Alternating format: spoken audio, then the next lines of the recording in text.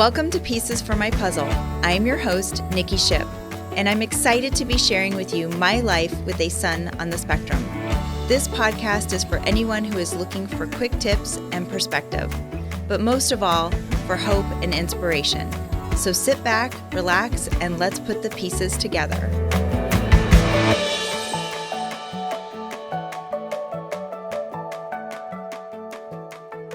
Hello and welcome back to another episode of Pieces for My Puzzle. I'm your host, Nikki. Thanks so much for joining us today. I am actually really excited because today on the show I have my very good friend, Barrie, with me on the show today. Welcome to the show. Hello. Thank you for having me. Yeah, absolutely. Katie and I go way back. Actually, we've known each other for years. And I wanted to bring Katie on the show to kind of talk a little bit more about just mom's perspective. You guys have been hearing me talk a lot about my experiences with Drayson, but I think it's so important that we all kind of bring in our own experiences. And Katie has some great perspective on what she's been through with her son, who's also on the spectrum. But not only does she have a son on the spectrum, she's also a mom. She's also a great entrepreneur. Her and her mother have a company called Cat and Timbo. So if you haven't checked out Cat and Timbo, please do, especially if you like vintage clothing, because I do. So definitely want to check them out. But and she's also my friend. So I thought that this would be a really fun episode. We're actually going to break this up into two parts today. So today is just part one, where we're just going to jump right in and kind of talk a little bit of mom talk. So Katie, why don't you tell everyone listening today a little bit about yourself and maybe just a little bit about your son. And when Ronan was, Gregor. Okay, just so you know, folks, she's got two boys, and I always mix up their names. Everybody does. Ronan, I know. I'm like, oh my goodness. So Ronan is the same age as Drayson. Yeah. Gregor is a year younger? They're 21 months apart, Okay. 1 grade younger in school. 1 grade younger in school. So Gregor, her youngest son, was diagnosed, how many? 2018, Okay. so about mid-kindergarten. Okay. Yep. So about four years ago? Yep. Okay, 4 Yep. years ago was diagnosed on the spectrum. Mm-hmm. And so we've already, like I said, we've been friends for years. But anyway, so I apologize in advance if I mix up the boys' names because that probably will happen. But anyway, so tell the show a little bit about when, how you How it began. came to, how it began and Yes. how it all came to be. Well, first of all, I have to say that we literally would not be where we are if it wasn't for you and your support and your resources. And we were talking yesterday, and I just said how I feel like the role that our friendship has played in this is a really big deal, because you don't always realize why people come into your lives at a certain time, and you may not think anything of it, but then all of a sudden it clicks. And I know that you were meant to be in our lives at that time when I thought I was going to lose it.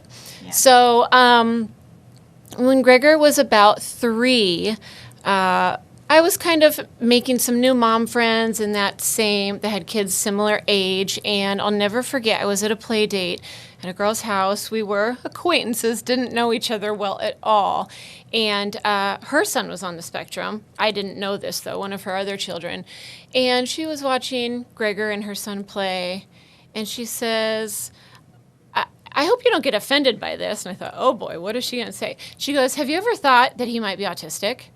And this came out of nowhere. Wow. And I was a little taken aback, but I thought, well, no, I guess I haven't. I mean, he just kind of likes to do his own thing, and I thought that's just his personality. But that comment stuck with me, and from that point on, everything shifted. And I just started noticing things. I started noticing little behaviors, things that I hadn't necessarily seen in Ronan, things that I wasn't seeing in other children. And at that time, I was lucky enough to get to see you and our other girlfriend every morning at school, and just hearing some of the things you guys were saying. And I think I started to ask a lot of questions, and I thought, well, I'm noticing this, and things just started to click. And then a year later, when Gregor started kindergarten, shortly after spring break that year was a nightmare. It was so tough, and Gregor's behaviors really shifted. We saw a huge change, and we thought, what in the heck is going on? And when they went back to school, I said to his teacher, hey, we had a really rough break. Just keep an eye out. It may take him a second to get into it, get back into the swing of school. And she said, I think that we should have a meeting because I have been seeing some things. And at that meeting, this teacher, we've been so blessed to have such incredible teachers, specifically for Gregor Kinder First and Second. But this kindergarten teacher had the bravery to say to me, listen, I think you need to have him tested. And that just started the conversation from there. And she knew our family very well. She had our older son.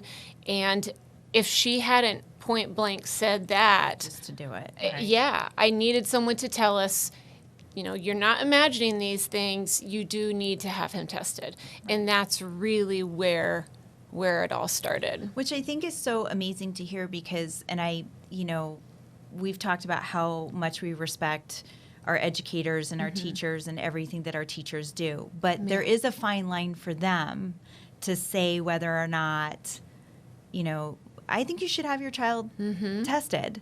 And I do think in so many people that I've talked to over the years that there is a hesitation on the educator side to even say that to a parent because they don't want the parent to become upset or they're worried that that's that there's some sort of backlash happening. So I think it's really refreshing to hear that you had a teacher say it's important that you at least have it checked. Absolutely. And I know that I had thanked her for saying that, and she had said that she had wanted to or even tried to have conversations like this with other families, and she knew that, it wasn't even an option to bring it up, which makes me so sad. That's a whole other conversation. But I'm very thankful that she spoke up that day, and it really is what got the ball rolling from there out. Wow. So what was your initial reaction? And maybe you can tell us a little bit about your reaction and your husband's reaction. Like you kind of knew that this was happening, but then now, fast forward and the diagnosis is here. So what was the initial reaction? Well, before we even had a diagnosis yet, even suggesting that we have him tested was quite a mountain to climb. And I know we had talked about this. It's pretty common. But I started to have the conversation with my husband, who is by nature a fixer. He just wants to fix everything. He's a doer, a fixer, and he's presented with something that he can't fix. Right.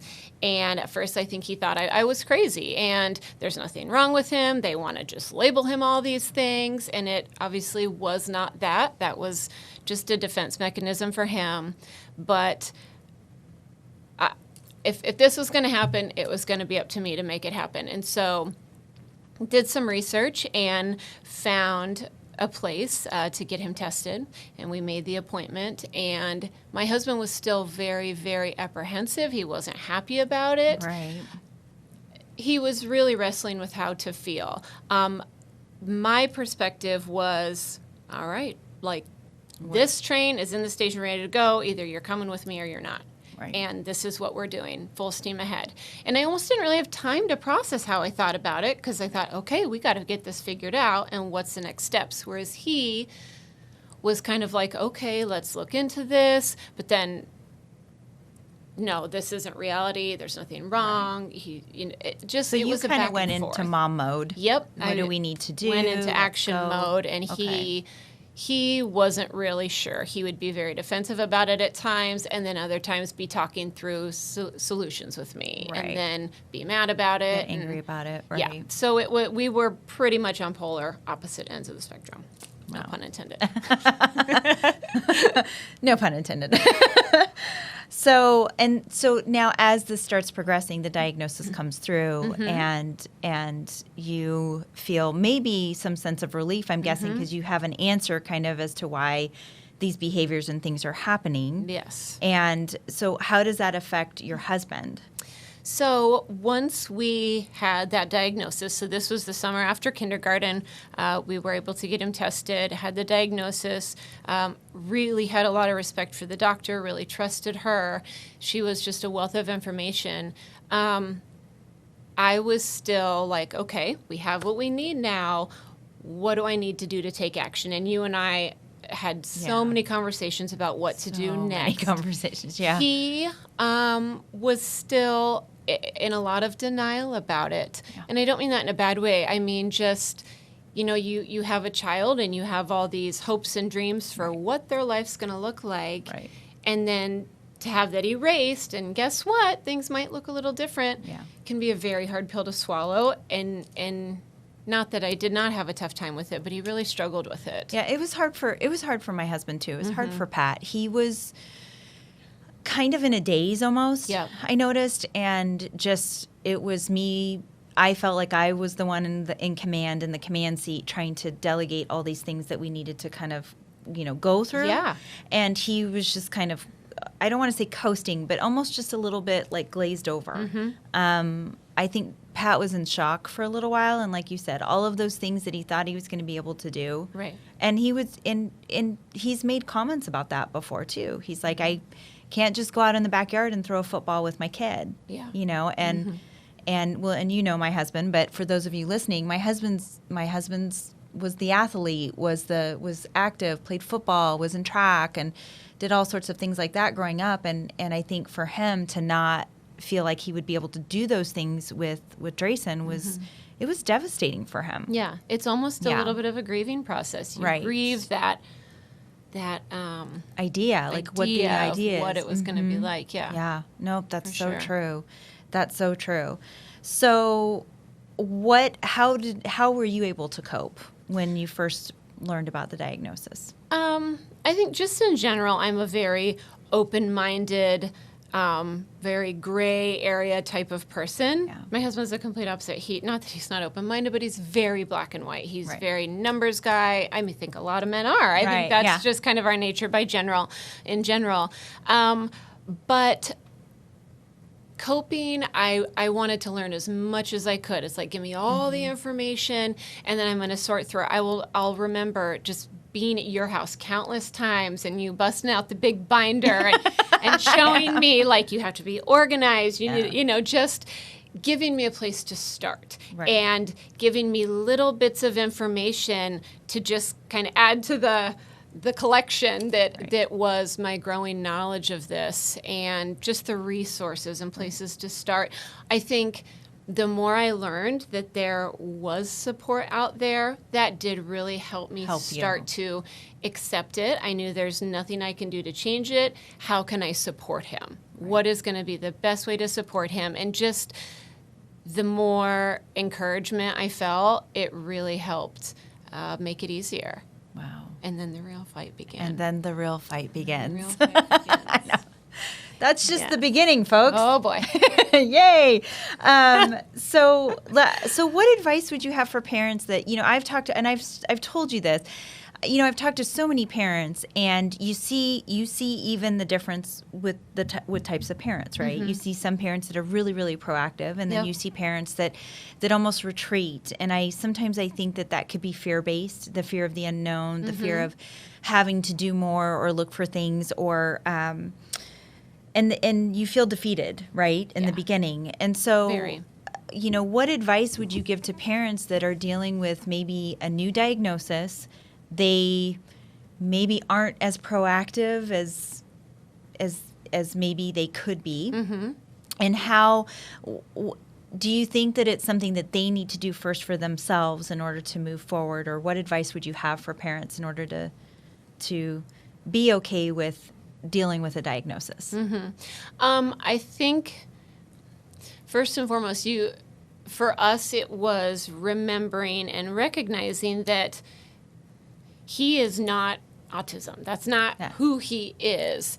It's a part of what makes them so unique and special, but that's not who they are. They are still a typical 8-year-old, 3-year-old, 10-year-old, whatever.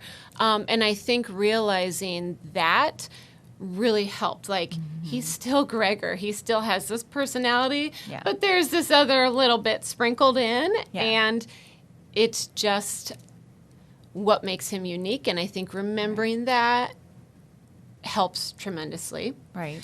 Finding those resources. I feel like once you realize how much headway you can make, that it almost forces you into action. Right. But you don't know that until you start asking questions and start talking to people and really discovering the resources that are out there. Right. So starting anywhere, starting with SARC, starting with, finding groups on social media, or just anybody, starting with Right, you and this yeah. podcast, and just getting a point A.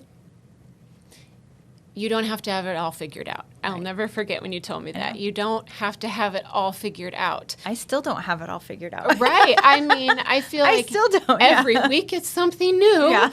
And just like raising kids in general, you're always learning something new, and things are going to shift and change with every age and stage. And it's no different if your child's on the spectrum or whatever sort of special needs is in your family.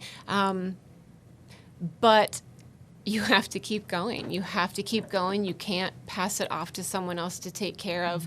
Nobody knows your child like you do, and nobody's going to care about your child like you do, as much as I think we Right. want to think they do. Yeah.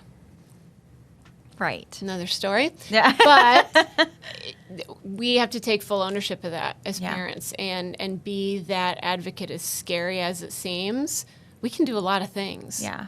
that Yeah. seem impossible. We can get them done, Right. can't right.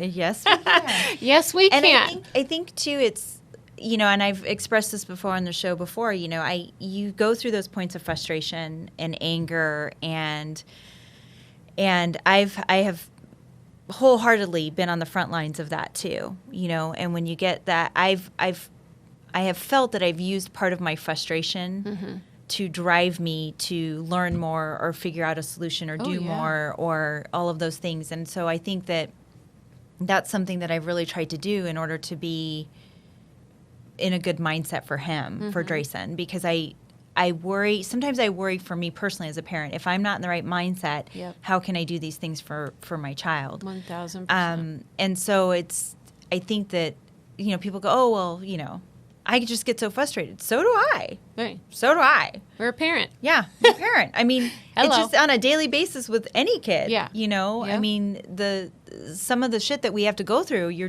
get tired, yeah, you're going to get tired. Oh my gosh. Daily life. I know. So do you find that you need to take breaks for yourself too? Like, I find sometimes I get really frustrated and I just need to, or if I get really tired, that I just need to that's when I call and, I'll tell Pat, I need to tap out. Tap for a it little, out, yeah. tap it out for a little while. Oh, but yes. do you feel that you have to kind of take that time for yourself too, and take some breaks and take a step away from it sometimes in order to get back in that game? I do. And I'll be honest, it's not something, I think we're not very good at that. And Yes. as women, Right. Taking that time for yourself, it can feel selfish, but we need to do that. And this whole experience, it did a real number on my mental health. I'm not sure about you, yeah. but Oh, yeah. holy smokes, we were all going through some major changes when this happened. And I think recognizing what is happening within us as we go through this journey is really, really important too, because we have to take care of ourselves Right. before we can take care of anybody else. Right. And through it, I learned that I suffer big time from anxiety, depression, a lot of things that needed to be dealt with. Right. And thankfully, I finally had enough and thought, I need to deal with this. Right. And just that alone has helped tremendously in the form of just giving myself a break and using some tools that I've learned and knowing how to cope when I am feeling like, holy smokes, I'm going to lose my mind. Yeah. So, Well, and I felt that way too. I think I've always had some anxiety, and I jokingly say this, but it really is true. It happened to me when I was in college and I was getting ready to take board exams when I was getting ready to become a dental hygienist. That's when the panic attack started. But, I think that you don't realize that things that you deal with as yourself, as an individual, all of these things become amplified. So yeah, my anxiety was up, my stress level was up. You know, I was worried about depression. And there are times where I have felt myself slipping into that state of depression and realizing that I have to almost deal with it so that I can keep moving forward. And I feel very lucky that I haven't let it debilitate me, because you hear stories about how it just becomes completely debilitating for people. You shut down. Right. So would you say that it's so important that you figure out how to take care of yourself first? 1,000%. I'll never forget. I'm telling you, you played such a key role. You have no idea. She's making me sound good. That's why. I mean, I tell everyone, like, you were such a godsend at that point in our life. I mean, and our friendship has grown since then, obviously. But I'll never forget when we started, you know, searching for an advocate and going through that whole journey, which will be coming. I remember sitting on the floor of my closet, sobbing. And I called you because I thought, what are we going to do? What are we going to do? How are we going to fix this? How can I help him? And I felt like you were the only person on the face of the planet that would understand. And that at that point, I thought, oh my God, like, I am panicking. I'm having major anxiety. This is not okay. Yeah. I mean, it's one thing to be worried and concerned, but that moment is like stuck in my mind. I mean, it's like I was having a mental breakdown. Yeah. I really was. And that was the hardest year of our life. In so many ways. It was hard on our marriage. It was hard being a parent to our other son. It was hard on me, just all the roles that we play as women. And like I said, it brought so much to the forefront as far as the help I needed for myself to make sure I was okay, and we can't push that aside. Right. We got to put our own oxygen mask on first, and that's what I did. I finally sought help and did what I needed to do to make sure that I'm okay too, so I can do my very best for both of the boys. Yeah. But that was a major turning point, and we can't ignore times like that. No, and I think it's so wonderful that you made that into such a teachable moment for yourself.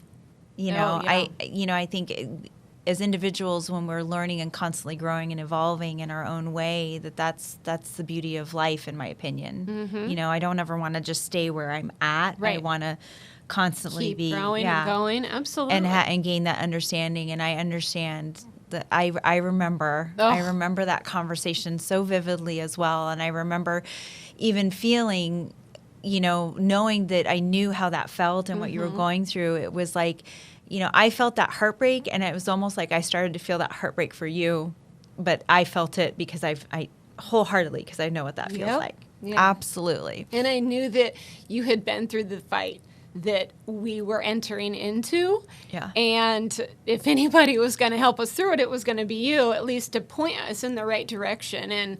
And we absolutely did get there. But, I mean, it's sad, it's defeating, it's draining, it's all of the emotions. Right. And you're constantly just trying to tread water to keep up and figure out what the next step is. And if your spouse or whoever isn't on board, that adds a whole other layer. Right. And it's a lot. It is a lot. And it's hard too when you start talking to, you know, your family and your friends and people around you that don't always understand autism either. And they're like, oh, well, just do this instead. Or just, my favorite is when they think that there's a behavior that's happening and they're trying to one over on us, you know, and people will say, oh, you know, oh boy, they got you so hooked. And I'm like, that's not entirely the not truth. What's going on here? Not necessarily. Or they have a very skewed thought or like cliche in their mind of what a child with autism looks like. Oh, yeah. And you were the first one that said, you know, if you've met a child with autism, you've literally met one child with autism, because they are all so different, even though they may have similar things that they do, similar characteristics. It's just like people in general, too. Right, I mean, right. we all have our own quirks. We all have our own, little things, and everybody's so different. Why should this be any different as well? It's just, just got a few extra things to add onto the list to take care of, I guess, while we're at it. But I appreciate you being so transparent and answering those questions and letting our listeners know that, Always. This is not a you are alone situation. There's so many things out there. But we'll be back next week with part 2 of this show to kind of continue some more questions with Katie. So please make sure that you tune into that episode. And that concludes our episode for today. So please like and follow us on Facebook and Instagram, and subscribe to our YouTube channel if you haven't already at Pieces for My Puzzle. And if you like what you're hearing, please spread the word to others in the community that might be looking for help or resources or even just hope and insight within the autism community. And feel free to give us a good rating on your preferred podcast platform of choice. Thank you so much for tuning in. Until next time, keep working on your puzzle, and remember, it doesn't have to all be solved in a day. Take care.